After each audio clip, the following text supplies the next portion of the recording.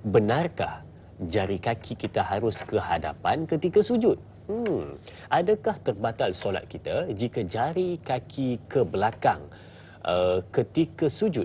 Itu sahaja soalan saya. Terima kasih. Assalamualaikum. Waalaikumsalam warahmatullahi. Terima kasih Tuan atas soalan yang ditanyakan berkenaan dengan waktu sujud, jari kaki kena ke depan katanya kan. Dia letak gitu saya. Jadi adakah benar ataupun tidak? Kalau ke belakang batal ke Ustaz katanya. Baik. Kita bicarakan dahulu bab sujud supaya kita tahu dan kita jawab soalan tadi apakah sah ataupun tidak. Baik. Syarat-syarat sah sujud itu. Sujud dulu apa yang bertanya tadi, mudah-mudahan dapat ikut sekali hamba insan tadi itu. Apa dia sujud? Sujud itu menyentuh dahi ke tempat sujud. Tempat sujud tu kalau masjid di sajadahnya tu. Di surau kita pun di sajadah juga. Di rumah pun begitu juga. Yang penting tempat sujud itu. Dan menekankan sedikit kepala di tempat sujud. Wajib meletak 7 anggota ini syarat. Ini syarat dalam mazhab kita Asy-Syafi'i dengan mazhab Hambali. Apa dia? Dahi mesti terbuka, dahi, 2 tapak tangan, 2 lutut dan paling kurang 2 jari kaki. Jari kaki tadi kan? Hendaklah begini. Perut. Ni perut. Ni kaki, maaf ya. Ni kaki, perut tu hendaklah begini. Jadi yang ditanyakan oleh hamba insan tadi tu, yang hina tadi tu, kalau jari sebegini ketika sujud, maka tidak lengkap syarat sujudnya itu. Kalau tidak diulangi begini balik, maka batallah rakaatnya. Tidak diulangi, maka batallah rukunnya.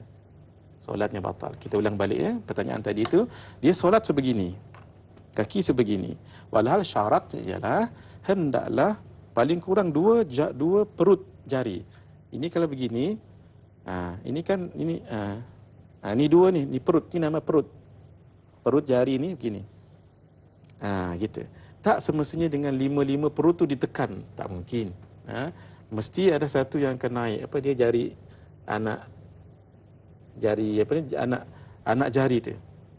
Yang dalam syaratnya ialah 2, paling kurang 2 perut ni. Sebab itu kalau orang solat macam ni tidak sah sujudnya, bukan tidak sah solatnya, tidak sah sujudnya. Macam mana? Kembali balik buat seperti asal, gitu ya. Baik. Wajib tinggikan punggung daripada kepala dan bahu, wajib. Dia tak boleh sujud lagu ni. Sujud ni lebih tinggi. Mari kita lihat syarat-syarat sahnya. 1, 7 anggota. Apa dia? 1, 2, 3, 4, sujudnya 4, 5 dan 6, 7 itu satu. Kalau mazhab kita Syafi'i dengan Hambali 7. Kalau mazhab Hanafi dengan Maliki 8.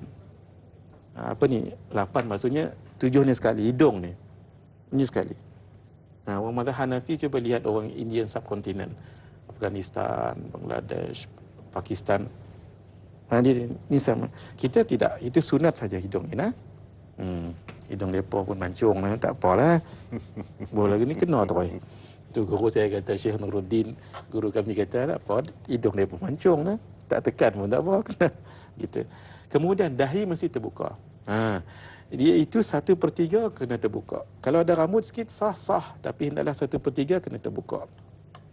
Lagu ni tak sah sebab dia menutup semuanya. Yang pakai serban, kalau serban yang besar, kerah, ketika sujud tak kena dahinya, maka batal sujud, bukan batal solat. Diulangi balik sujud. Kepala ditekankan sedikit, tujuannya adalah untuk rukun solat. Tidak sujud di atas sesuatu yang bergerak. Tolong diingat sama-sama.